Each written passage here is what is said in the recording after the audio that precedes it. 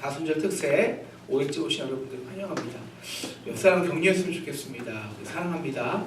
네, 우리 끝까지 승리합시다. 우리 역사랑 격려하고요. 네. 좋겠고요. 우리 다음 내일은 토요일이잖아요. 우리 토요일이 6시입니다. 6시이고 끝난 다음에 우리 같이 교제하는 시간 또 가지면 좋겠습니다. 오늘 5일째인데요. 이제 7장 들어갑니다. 이사야서의 부분은 역사 기록이 나온 부분이 두 부분인데요. 하나는 이스라엘의 유다죠. 유다의 아하스 왕 때고요.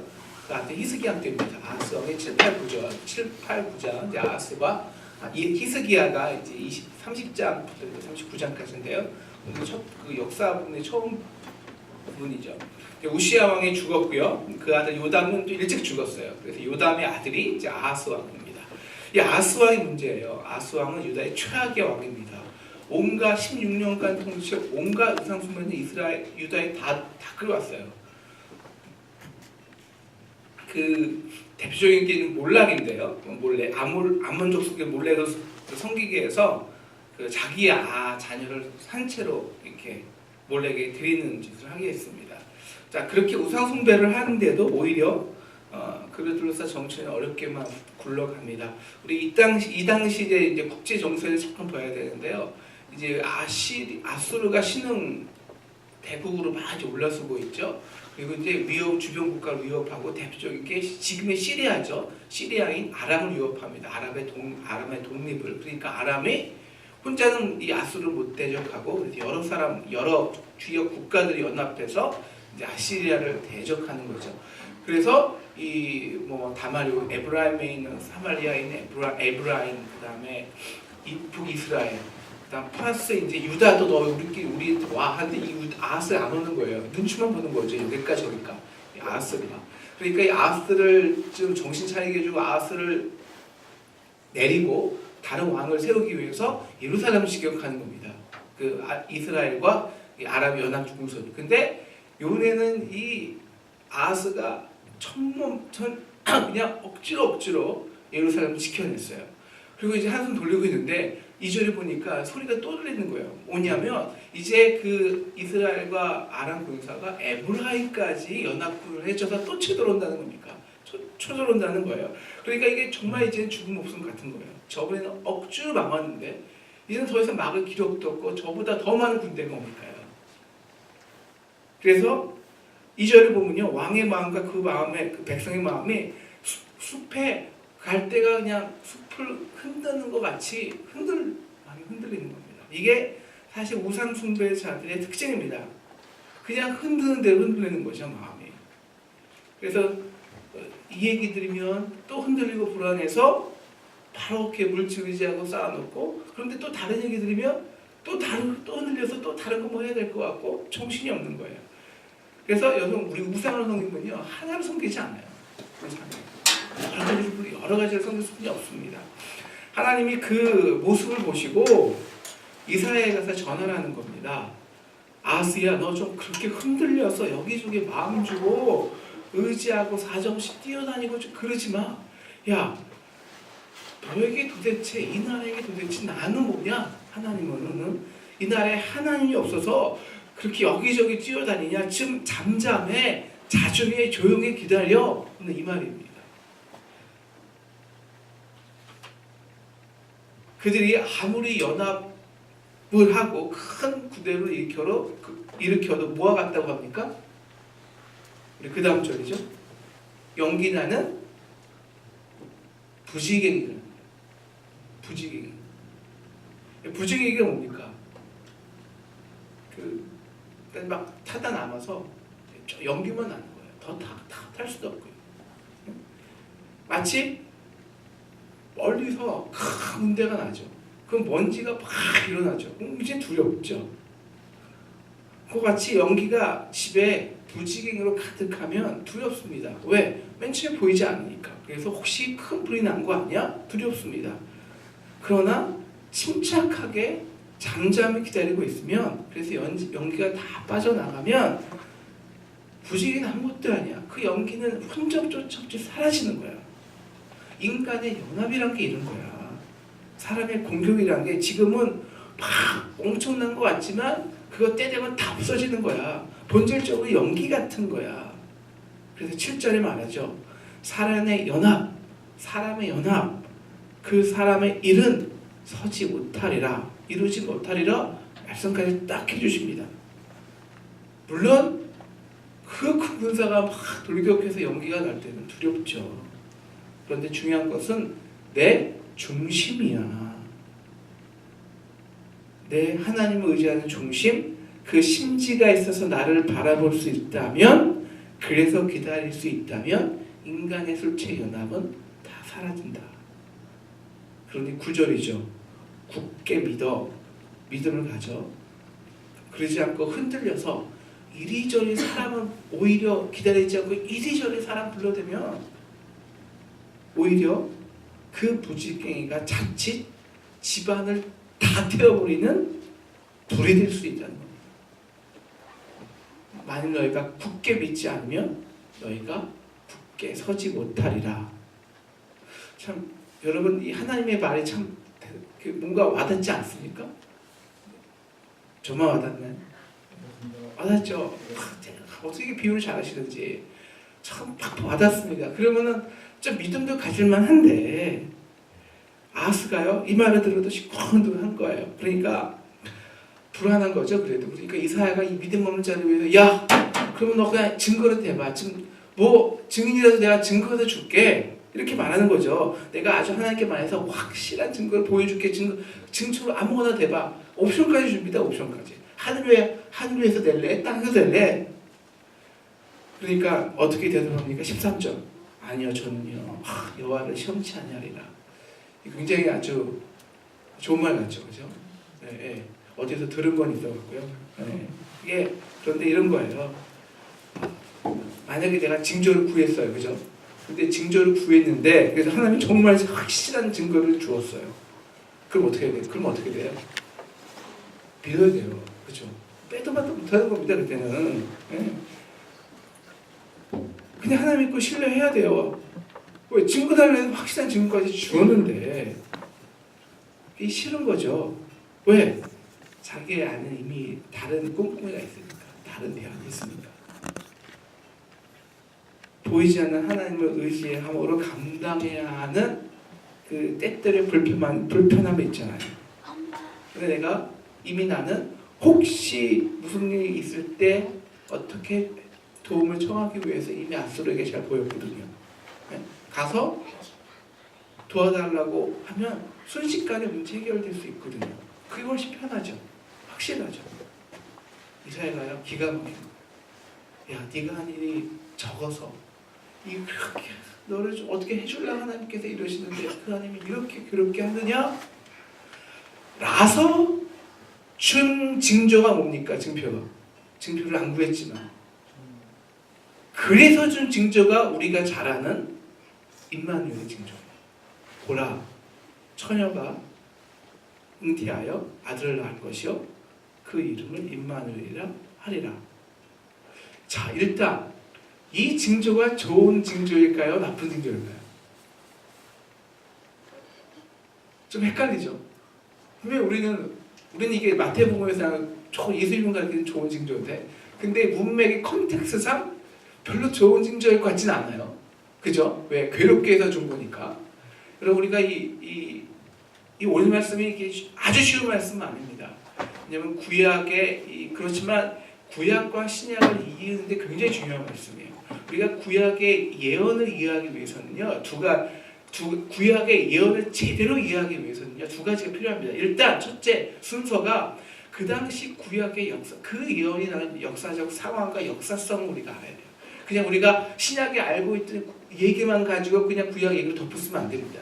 일단 구약의 스토리를 알고 그런 다음에 그 예언은 두 가지 이중성이 있거든요. 그 구약의 그 당시 얘기를 하지만 그 당시에 불완전한 것을 어떻게 이사야가 예수님을 통해서 확실하게 하는지를 그 두 가지 다 얘기하고 있는 겁니다. 그런데 그 두 가지를 알려면 첫 번째 구약의 히스토리를 안 다음에 그것이 1세기 예수님의 십자가 사건을 경험한 사람들이 그 예언을 그 예언이 이사야가 예언할 때의 그 완전성을 어떻게 깨닫고 그것을 증거했는가, 그것까지 알아야 되는 거죠.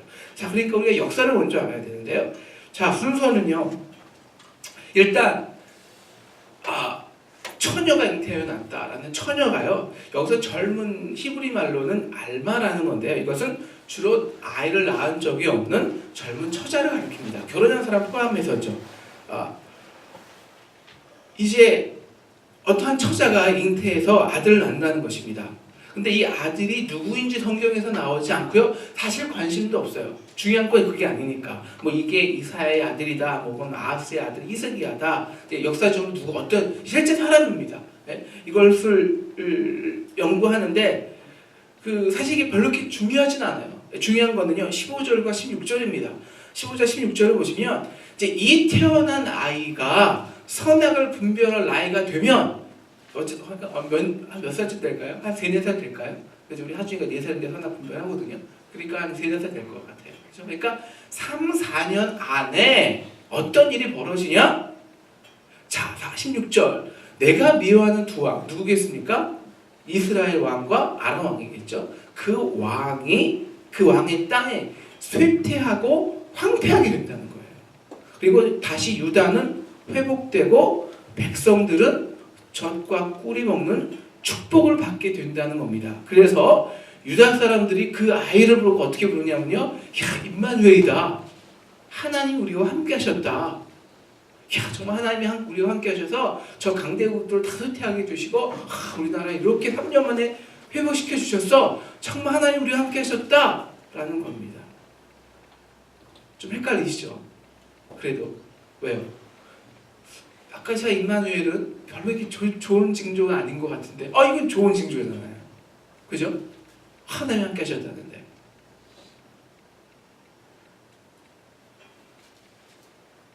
이게 좋은 징조일까요? 좋은 징조이지 않을까요? 17절에 나옵니다. 진짜 징조입니다. 자, 이미요 우리는 그 하나님께서 유다 사람들의 예배와 기도의 이중성과 외식을 지적했습니다. 우리 1장에서 배웠죠. 그죠? 네. 종교적으로 열심히 하나님 믿고 고백도 하지만 주일날 빼놓지 않고 열심히 예배도 하고 예물도 성석과 드립니다. 왜요? 나에게 복 주실 것 기대하기 때문이죠. 금식 기도 열심히 합니다. 그래서 하나님 뭐라고 하십니까? 야, 이제 너 그만 좀 하면 안 되냐? 너 나를 위해 하는 게 아니잖아. 그러니까 정말 나만을 경배하고 예배하고 의지하기 위해서 예배 드린 거 아니잖아. 실제로는 그냥 보이는 우상, 돈 있고 힘 있는 사람, 뭐 애굽 바벨론 이거 의지하기 바쁘면서 왜 나에게 조금 예배하는 척하냐? 왜 나에게 그렇게 내 이름 부르고 그러니 야단이냐? 좀 내 이름 팔지지 마. 이러지 않습니까? 1장에서. 실제로 열왕기 하 16장에 보면요. 이 아하스 왕이요. 아수르 왕 이 디글렛 빌레셋에게 사절을 보냅니다. 그리고 보낼 때 그냥 가지 않고 성전에 하나님께 드린 그 성전에 있는 모든 은금을 가지고 예물로 그 아하스 왕에게 줍니다. 아하스 왕이요. 저는 당신의 아들입니다. 저를 도와주시면 제가 평생을 당신의 신하로 섬기겠습니다. 아하스 왕이요. 좋죠. 안 그래도 어떻게 전쟁을 할까 연구 중인데 기회를 딱 참아서 이게 기회다 하고 딱 올라와서 아람 무찌르고 아람 정복하고 이스라엘도 무찌릅니다. 그래서 그 결과 유다 백성이 다시 젖과 꿀을 먹는 거예요.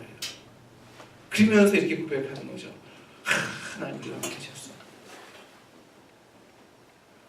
아니 이게 웃긴 거예요. 하나님은 내가 너 도와주냐? 물론 이게 하나님의 뒤에 보이지 않는 하나님의 역사입니다. 그런데 실질적으로 그들의 생각에는 그들이 한 거 아니에요. 그렇죠? 열심히 왔다 갔다 돌아다니면서 아수를 의지해서 한 거 아닙니까? 그러면 아수르 왕이 우리 도와줬어 하면 되지. 왜 하나님이 함께하다 고백해내는 거예요? 그리고 감사하다고 왜 감사한 거 내냐는 겁니다. 왜 그럴까요, 사람들이? 외식이죠, 그죠? 나는 그래도 하나님 잘 믿고 있어. 외식으로 가리는 거죠. 내가 평생 동안 신앙생활 했는데 나 잘하고 있는 거야 라고 스스로 자기 종교 생활을 정당화하는 겁니다. 우리도 좀 비슷한 게 있죠. 좀 틀리지 않나요? 네. 우리가 인생에 큰 위기를 만났거든요. 그럼 이 문제 막 바라볼 때 그냥 마음의 바람이 왔다 흔들립니다. 마음이. 그러면 이 문제 어떻게 해결해야 되니까요. 물론 기도도 조금 하죠. 근데 사실 솔직히 이 문제를 해결해야 되니까 잠잠히 기다려서 하나님의 역사를 바라기보다는 그냥 사람이나 실질적으로 해결할 수 있는 인간적인 방법, 그리고 실질적인 나의 도움들, 권력과 돈들, 인간적인 관계들, 거기에 더 우리가 더 마음과 실질적인 도움을 우리가 더 받지 않습니까? 그래서 문제가 풀리잖아요? 그럼 어떻게 말합니까? 간증하니 역시 하나님이 함께 하셨어. 할렐루야. 그러잖아요. 그래서 하나님이 내가 정말 이 임마누엘의 뜻을 분명히 가르쳐 주겠다는 겁니다. 하나님 나와 함께 하신다. 17절이죠. 그래서 그래 내가 너희 고백처럼 정말 하나님이 우리와 함께 하셨어. 이 고백이 진짜 고백되게 해줄게. 그래서 내가 무엇을 하냐? 이제 너희가 의지했던 그 아수르를 마치 땅에 벌떼를 불러도 벌떼같이 불러들여서 그 아수르가 이 유다 땅을 완전히 마음 놓고 유린하도록 놔둘 거야. 그래서 너희가 신뢰했던 그 아수르에게 배반당하고 그 아수르가 너희 땅을 짓밟아서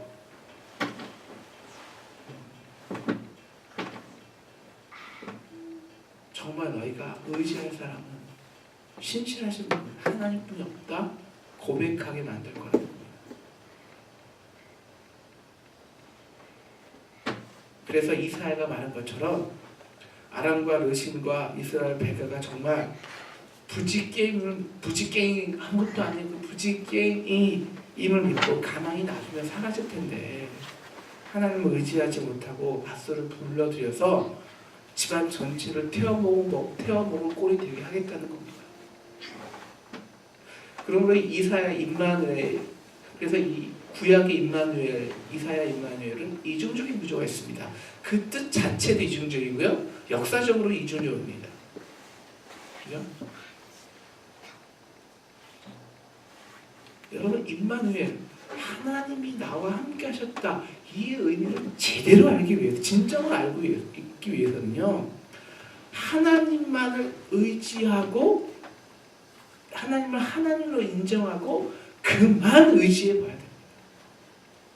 그래야 정말 하나님이 어떻게 나의 하나님이 되어서 나와 함께 하시고 나를 구원하시는지 구체적으로 제대로 알기 때문이죠.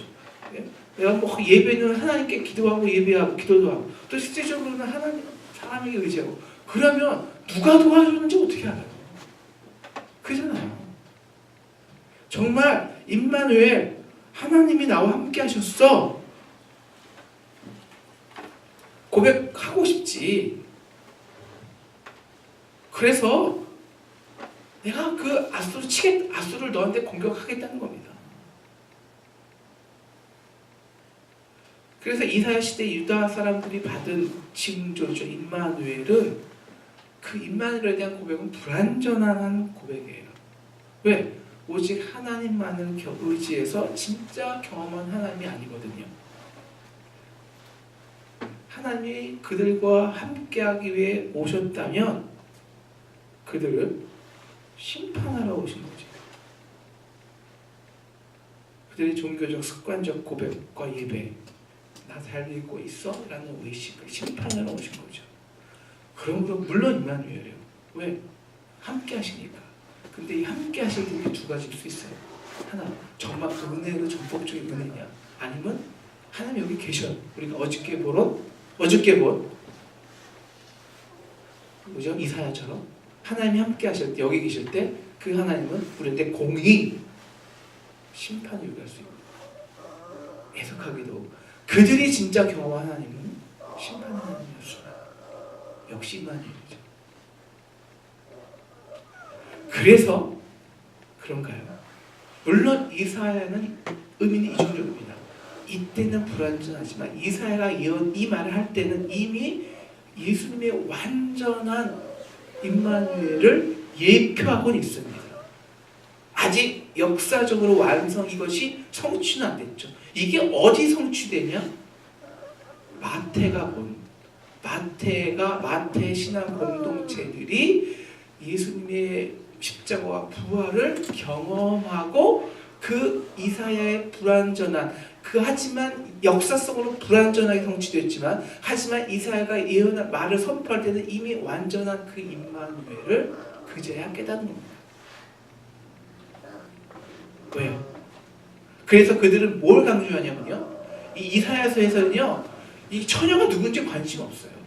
왜? 아들이 3년 내에 자라는 3년이 더 중요한 거예요. 근데 마태는요 이 처녀가 훨씬 더 중요해요. 그래서 처녀가 동정녀에게 낳은 것이 중요해요. 그죠? 동정녀에게 잉태한 게 중요해요. 왜? 인간이 낳은 아이가 아니에요. 오직 하나님, 인간이 고백이 아니라니까요. 오직 하나님께서 성육신하신 은혜예요. 그래서 오직 그의 사랑의 능력만으로 우리와 같이 연약하고 우리와 같이 죄인 되셔서 그래서 완전히 우리와 함께 하심으로써 우리의 완전히 그분의 은혜의 능력만으로 우리의 연약함과 죄와 죽음이 온전히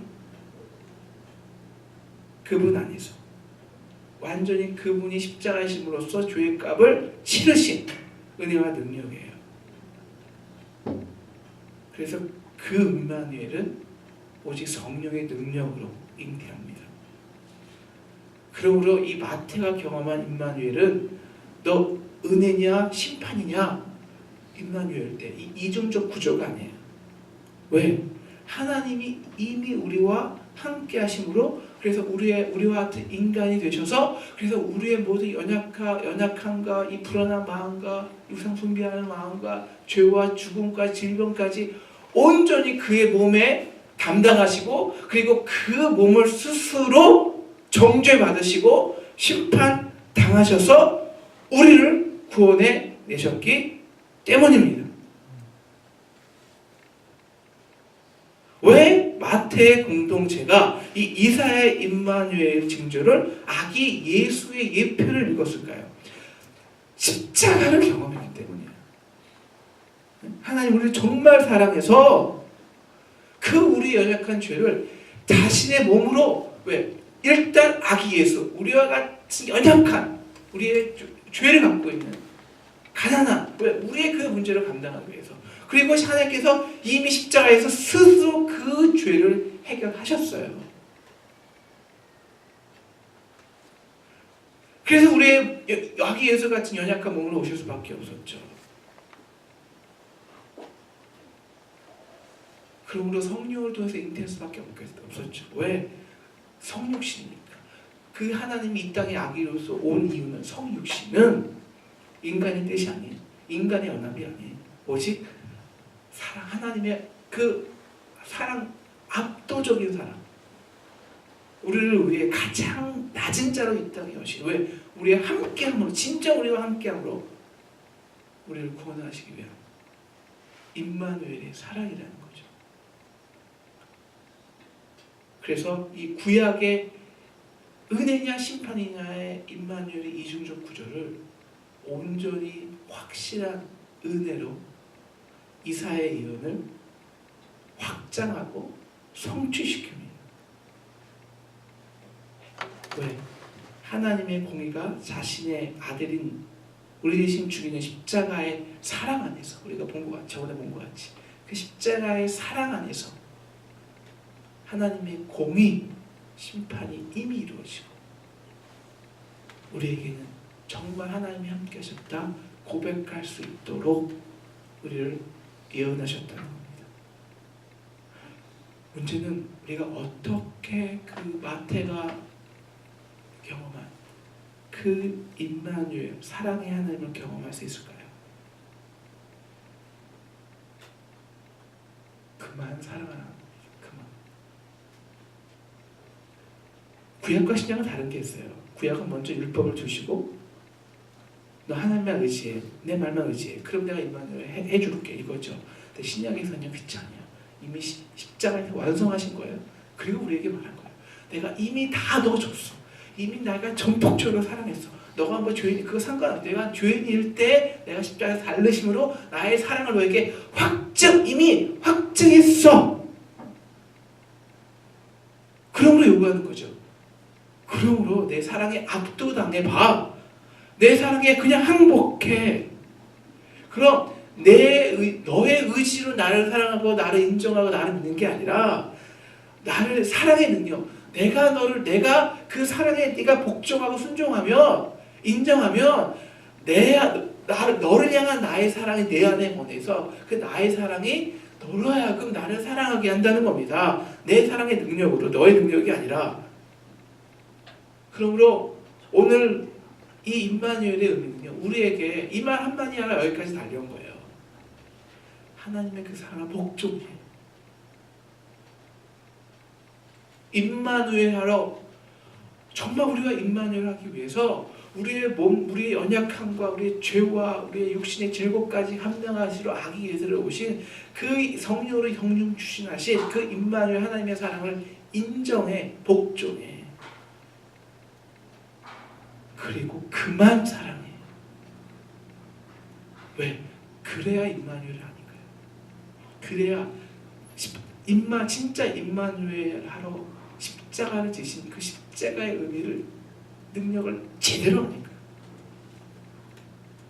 여러분, 사랑한다는 것은 어떤 면에서 의지한다는 것보다 훨씬 더 강한 명령입니다. 그것은 이런 명령이에요. 먼저 그의 나라와 그의 의를 적극적으로 구하는 겁니다. 그냥 의지만 하는 게 아니라 가만히 먼저 하나님 나라의 일을 내가 사랑해서 헌신하는 거예요. 그래야 압니다. 어떻게 하나님이 우리의 아버지 되셔서 그 모든 것을 우리에게 더하시는지, 우리와 함께 하시는지, 정말 하나님 우리와 함께 했어 안다는 거예요. 한번 그 사랑만 굳게 믿어보세요. 그래서 이 황폐한 땅에서도 정말 나의 고난과 아픔과 질병과 죽음까지 감당하기 위해 임마누엘 하신 십자가의 사랑, 십자가의 능력 정말 제대로 경험한, 그만 사랑해서 제대로 경험한, 이번에 정말 하나님이 도와주신 거야 말만 고백이 아니라 혼자 뒤에서 내가 이 사람 했겠지 이게 아니라 정말 하나님만 경험해보는 십자가 능력 제대로 경험하는 저 여러분 되기를 주님의 이름으로 축원합니다. 기도하겠습니다.